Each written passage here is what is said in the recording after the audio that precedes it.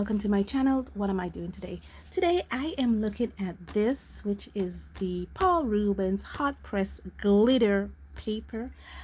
I got these about, let's say, 3 years ago when they were all the hype. This would have been 2023 because I didn't do much art shopping in 2024. So I probably got these in 2024, 2023, 2024, thereabout. And they were all the hype back then.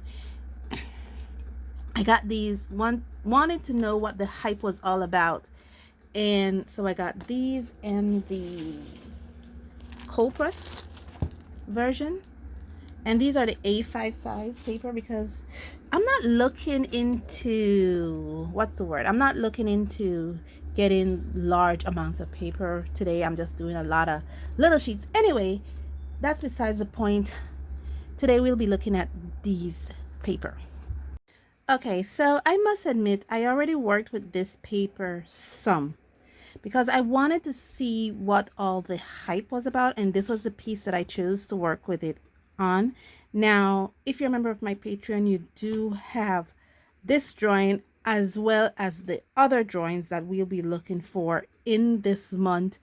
And these are your Patreon exclusive, so you guys will get this. This was my contribution for Chinese New Year 2026. We're celebrating the year of the horse. For all those people who are born in the year of the horse, happy Chinese New Year, Xing Ni Guai La, to you guys. And let me get back to this. So I was looking at this to see the Chinese New Year, and honestly guys, it looks good for me. I'm not gonna say it looks good and that's it. For me, this is good. And how I achieved this was I used matte acrylic paints for the borders and this little part here. This is this paint here, which is the Paul Ruben's watercolor paint, first edition. And I also use colored pencils. I use acrylic base markers. I use gel pens, glittery gel pens, all on this paper. Not because I was trying to tone down the glitter effect of this paper or hype it up in some ways, just because this paper for me was very, very frustrating to work with. And I'll tell you all that, then I'll do the color illustration, which is this piece right here. And thankfully the sun is in the space, so you guys do get to see it with harsh shadows. Thank you very much.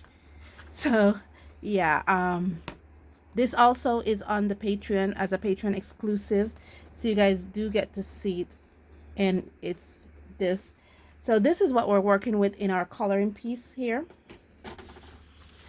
These papers are said to be 300 GSM right there. 300 GSM. There should be a cotton blend paper, and they do have the glitter effect. So I don't necessarily have to use glitter paints or glitter gel pen to get the glitter effects with this. But what had happened was, let me tell you about this paper. Okay, so I am so sorry for the sun being in our space, but with the lights being on, I have a little scented candle lit in my corner. I had to have the windows up and the shades up so I don't bake in this place, because I can't put on the fan because you'll hear the humming. So I'll try as much as possible to work with the sun and the shadows and how it falls, but I'll try as much as possible to work with the sun. And this I did do the my testing sheet on this. It's 300 GSM paper. Now these are available in A4 and A5 sizes, 20 sheets per pack. And I got these on Amazon, maybe 2023, 2024, thereabout. I have given this a rating of 50%, and I've written tons of notes on these. So I need to now describe why, even though for me this looks amazing and beautiful, why this was an interesting experience. And I'll be reading from my notes here. First off, the absorbency of this paper. The absorbency of this paper was way too fast for me. The paper absorbed the liquid quickly, but it didn't dry quickly. You know, it's a paper that stays wet. So even though the liquid or the paint absorbed almost instantaneously, the paper itself actually stayed wet longer. And I live in a tropical climate, and even I was frustrated with the drying time of this paper. The next part about this paper, guys, that I didn't appreciate right here was not only it dried quickly and stayed wet. What do I have here? Factors that cause my discomfort with this paper could be the age, because like I said, I bought this maybe 3 or maybe 2 years ago. I am wondering if these Paul Ruben paper have a lifespan, that if you don't use it within 1 year of purchase, it's going to lose its sizing on you.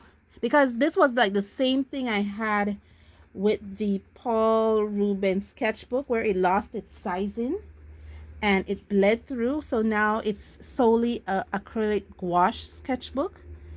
It can't be a watercolor sketchbook. So yeah, for that reason, I noticed that it does take color pencil well, because here, let me bring this into light. This here part here and the darker parts on the horse is actually colored pencils. It also take gel pens well, because the shiny bits here is actually gel pen.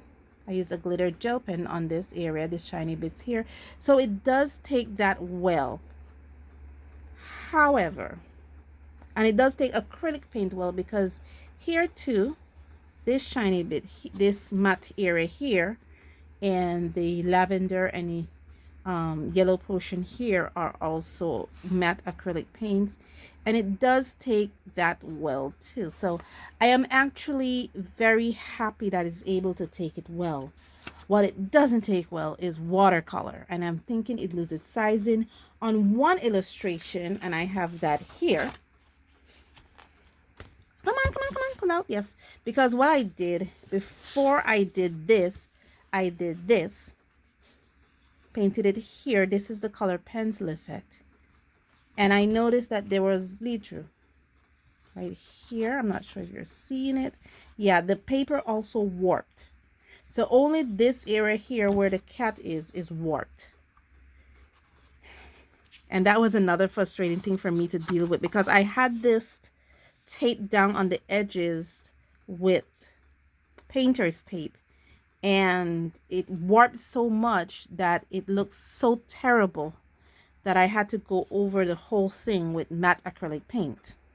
So yeah, I use my acrylic stamps to stamp these images out so I could test this paper with different medium. And here's another illustration that is available exclusively for Patreons. Other things that I discovered about this paper here. When I did my drawing on this, how I did these is that I first drew it on a copy paper, and then I traced it onto this paper, and then I erased the lines. However, I was using a polymer eraser, specifically this eraser here, which is the Pentel polymer eraser that I got from a friend in a Happy Meal, and it peeled the paper. I had paper peeling with it, and this should be a very soft eraser, but not on this paper. So I had to pull out my kneadable eraser for the other illustrations, because I was experiencing paper peel with this paper. I talked about the absorbency. I'm just reading my notes here. The dullness. Yes, I should talk about the dullness. Because I think it's because it absorbed the watercolor so quickly, it dulled the color. So like, for instance, look at the horse. Look at the horse compared to the background, you know? Look how dull that color is. And it's not because I wanted it this way. It's because this is how it came out. For me to get some form of brightness to this paper, I lightly coat it with some color pencils just to brighten it up a bit, because it was really, really dull. It just looked like something flat and just unappealing for me, and I didn't appreciate it. The paper is really soft. It's a very soft paper. I'm not sure if you're seeing it with the gel pen, and that's because I lightly grazed the pen over this paper. It created little indentations in the paper. Yeah, so that was something I was also looking at. And the paper, even though it says it's 300 GSM, it doesn't feel like 300 GSM. You know, it's a bit thinner. It feels more like 290, 280, thereabout. So it does feel a bit thinner than it. And it does say it is a cotton blend paper. So it's not, even though a lot of other things would say, yes, it is 100% cotton, I think it's more a cotton blend paper, just because of how it feels and the fiber within the paper. I think it's probably because it lost its sizing. It's kind of loose, and so the paper has that absorbency issue. Now, having said all of that, this is tissue paper, guys, I have in my hand. Having said all of that, I will see if I did do a scoring for the Paul Ruben sketchbook. Probably I did, probably I didn't. I'm not sure if I did already rate it, but if I did, I will compare the scoring. I will definitely put the scoring I got for that paper, for this paper. I'll definitely put the scoring up that I got for it. This is my personal point of view. Other artists out there may give you something a bit different, you know. So now that you know what I think about this paper, let me get to that color illustration, and I'll be using the same Paul Ruben's watercolors paint. Now this is from the Paul Ruben first edition. So the first time Paul Ruben brought out their watercolor paints in their pink can, I got it, and this is what I'm using today with these paints. Now I know Paul Ruben have bringed out many other versions to this already. I think they're now up to 5th. I'm still working through number 1. I know I have the Mei-Liang one. I think I have the generation 2 or generation 3 of that. So I am okay with the Paul Ruben's watercolor sets for now, but I know how it takes it, but now it's time to let you guys see it. So let me quit my blabbering and get to the painting.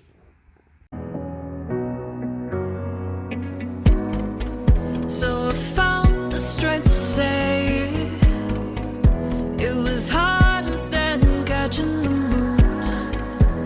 And when the words fell out, I saw the warmth in the room. So I gathered the strength to lift it, and you picked it up and laid it down, and you picked me up and I am found.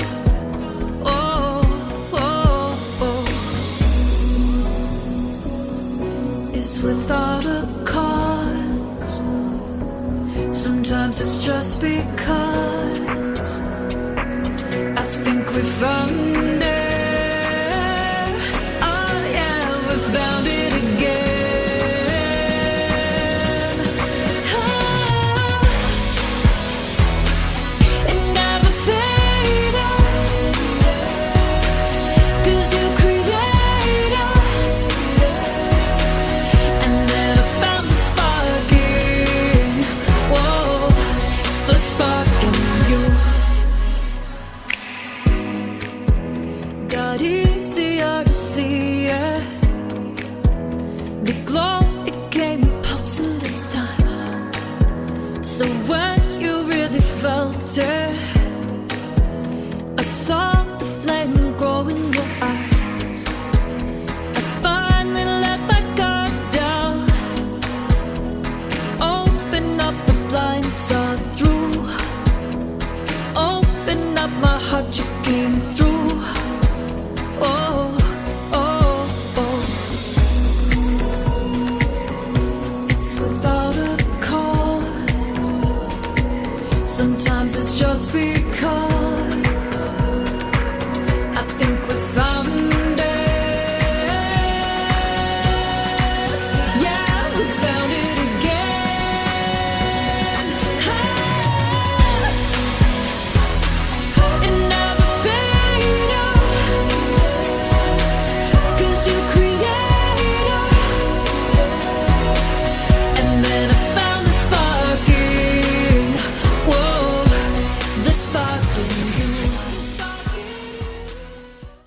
Okay, I am finished with this little piece here.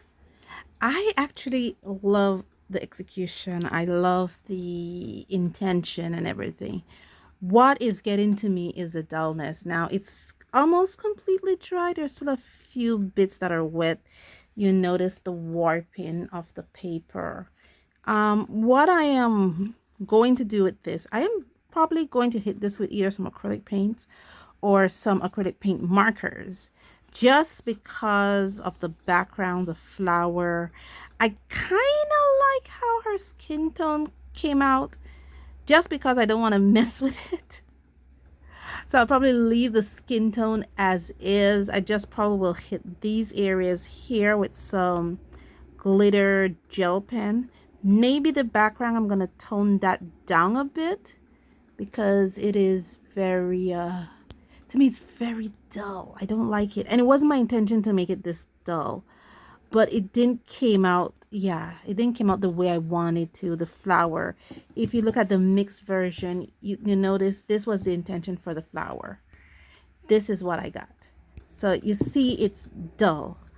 And I might hit it with some, maybe some acrylic paint markers, just to brighten it up a bit. I think the fairy itself, I'm thinking she's pretty bright because I tried really hard on her skin tone. I may or may not hit her skin tone with some acrylic gel pen now, some acrylic markers. I don't know. But all in all, I'm going to wait till later for this to fully dry. Now that you see how my intentions were and how this worked with my art style, let me know in the comments below. Have you worked with this paper before? Have you worked with it before? What was it? Did it work with your art style? Did it work with the way you like to do paint? Because it's not working for me. I might have to go in there and do something like this. I'm much more prouder of this than of this at the moment. So definitely when it comes to these papers and my art style and the way I choose to paint, I definitely will probably use this paper more with mixed mediums rather than single mediums. Well guys, thank you so much for joining me on this journey, and as always, stay safe, stay blessed, and I'll see you in the next one. Bye.